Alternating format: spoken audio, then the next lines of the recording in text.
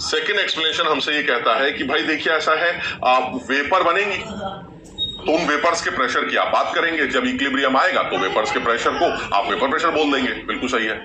अब लेकिन वेपर जब बनती है तो बनती कैसे है? तो मैंने कहा जब वेपर बनती है तो वो जो लिक्विड है उसके जो मॉलिक्यूल्स हैं वो उसके सरफेस को छोड़कर ऊपर आने लगते हैं तो वेपर बनने लगती।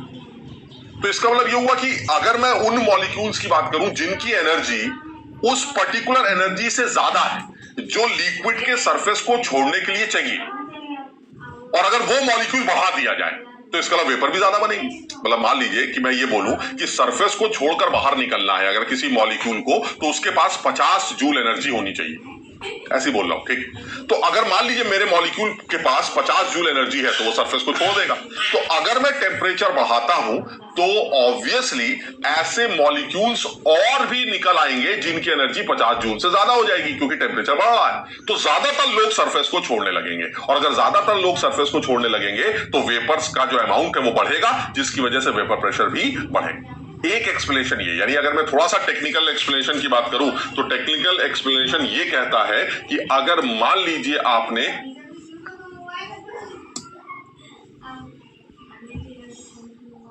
एक ऐसी बात कर रहे हैं, मान लीजिए this is fraction of molecules, fraction of molecules, and this is suppose ऐसे ही बोल देता हूं मैं वेलोसिटी। यानी अगर मैं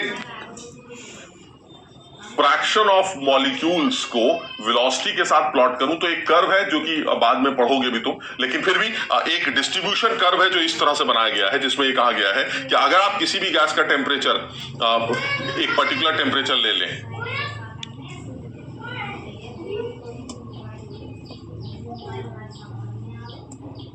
तो मान लीजिए T1 टेम्परेचर पर ये जो डिस्ट्रीब्यूशन है वेलोसिटी का और फ्रैक्शन ऑफ मॉलिक्यूल्स का, मान लीजिए वो ऐसा दिखाई देता है।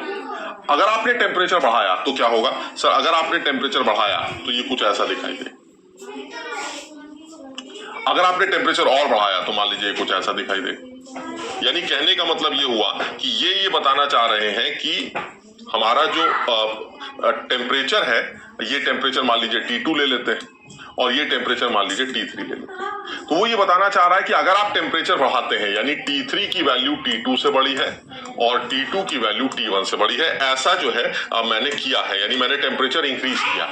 तो अगर आप ये टेम्परेचर इंक्रीज करते हैं तो क्या होता है? तो जब आप ये टेम्परेचर इंक्रीज करते हैं तो अब ऐसा मान लेता हूं कि मेरे पास एक पर्टिकुलर एनर्जी है, एक पर्टिकुलर एनर्जी है जो मुझे चाहिए ही चाहिए मॉलिक्यूल्स की, जो सरफेस को छोड़ने के लिए रिक्वायर्ड है। मान लीजिए वो एनर्जी ये ले लेते हैं, ये वो एनर्जी।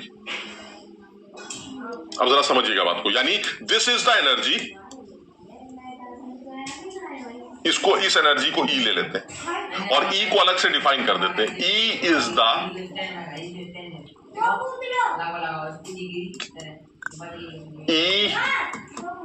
द मिनिमम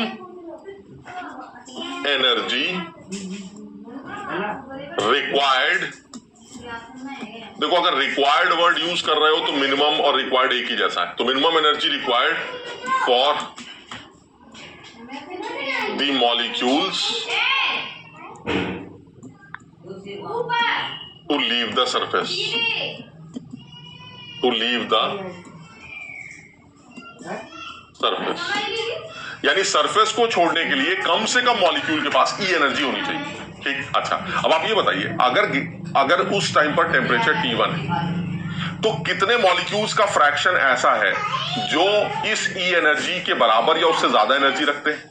तो अगर आप T1 की बात करें तो ये कर्व आ रहा है, तो अगर आप फ्रैक्शन की बात कर रहे हैं तो मुझे ये फ्रैक्शन दिखाई दे रहा है मॉलिक्यूल्स का जिनकी एनर्जी जो है वो E या E से ज्यादा है। This is the fraction. Clear? ये फ्रैक्शन है और ये आपका, यानी वो मॉलिक्यूल जिनकी एनर्जी, वो फ्रैक्शन जिनकी एनर्जी E या E से ज्यादा है, सर वो फ्रैक्शन आपका ये। क्लियर? अच्छा, अब आपने टेम्परेचर इंक्रीज कर दिया, तो जब आप टेम्परेचर इंक्रीज करके T2 करेंगे तो इस E एनर्जी के बराबर या उससे ज्यादा एनर्जी वाले मॉलिक्यूल्स का फ्रैक्शन कितना होगा? तो सर दिस इज T2 वाला कर्व, T2। तो अब जो फ्रैक्शन है वो ये है, देखिए बड़ा सा फ्रैक्शन, अब फ्रैक्शन बढ़ गया आपका। अब जो फ्रैक्शन निकल के आ रहा है वो फ्रैक्शन ये आ रहा है, ये देखिए, दिस इज द फ्रैक्शन। यानी अगर आपने टेम्परेचर इंक्रीज किया तो ऐसे में उन मॉलिक्यूल्स का फ्रैक्शन इंक्रीज कर जाएगा जिनकी एनर्जी E के बराबर या उससे ज्यादा। तो ज्यादातर लोग फ्रैक्शन सरफेस को छोड़ने लगेंगे, क्योंकि E एनर्जी वो एनर्जी है जो चाहिए ही चाहिए सरफेस को छोड़ने के लिए। अब मॉलिक्यूल्स का फ्रैक्शन बढ़ता जा रहा है जिनकी एनर्जी E या E से ज्यादा है, तो इसका मतलब ज्यादातर लोग सरफेस छोड़ेंगे, वेपर प्रेशर बढ़ेगा सर। और अगर आपने टेम्परेचर और बढ़ा दिया तो ऐसे में अब जो फ्रैक्शन आएगा सर वो फ्रैक्शन यहां से निकाला जाएगा। यानी अगर आपने टेम्परेचर और बढ़ा दिया तो अब जो फ्रैक्शन निकल के आएगा वो फ्रैक्शन, अब जो फ्रैक्शन निकल के आएगा वो फ्रैक्शन जो है वो यहां से निकल के आएगा। अगर आप ध्यान से देखें तो वो फ्रैक्शन ये है वो फ्रैक्शन।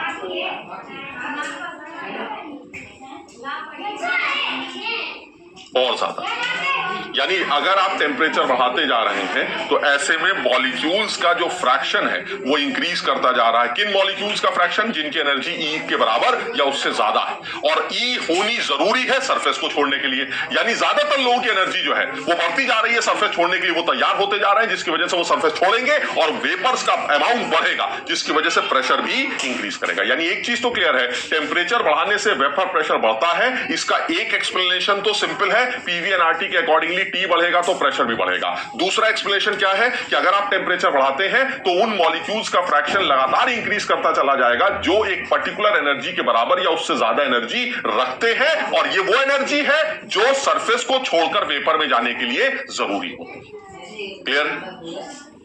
सबको समझ में आ गया? यानी एक चीज तो क्लियर हो गई कि किसी भी प्योर लिक्विड की अगर आप बात करें तो उसका वेपर प्रेशर टेम्परेचर पर डिपेंड करना चाहिए, इसमें कोई दो राय नहीं है। उसका वेपर का प्रेशर टेम्परेचर पर डिपेंड करना चाहिए। हाँ, ये भी समझ में आता है कि टेम्परेचर के बढ़ाने से वेपर प्रेशर बढ़ना भी चाहिए, ये भी सही है सर। तो सर अब आएगा मजा, क्या कि टेम्परेचर बढ़ाएंगे तो वेपर प्रेशर बढ़ना चाहिए, बिल्कुल सही है। मजा क्या है सर?